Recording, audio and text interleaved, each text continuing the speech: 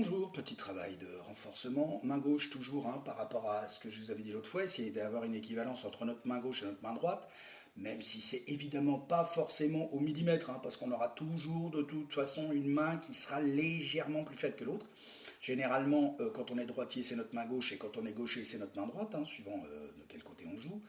Et donc là, on va continuer un petit renforcement aujourd'hui en prenant notre fameux rythme ternaire habituel, que vous connaissez, le 1 et puis 2 et puis 3 et puis 4 et puis. Sauf qu'on va faire une alternance entre coup simple et coup double. Donc, je ne vais pas m'occuper de la grosse caisse, je vais vraiment travailler sur comment bien jouer nos alternances coup simple, coup double sur nos fameux triolets. Donc, on est parti. 1, 2, 3, 4. 1 et puis 2 et puis 3 et puis 4 et puis 1 et puis 2 et puis 3 et puis 4 et puis.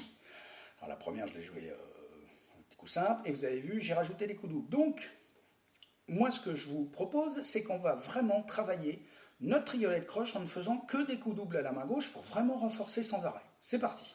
3, 4.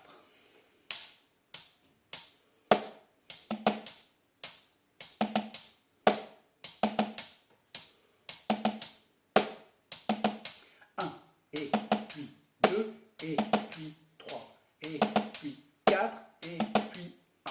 Alors vous avez vu, c'est à chaque fois entre le et les puis que ça tombe. Voilà, évidemment. On va même encore resserrer le travail jusqu'à travailler que des coups doubles.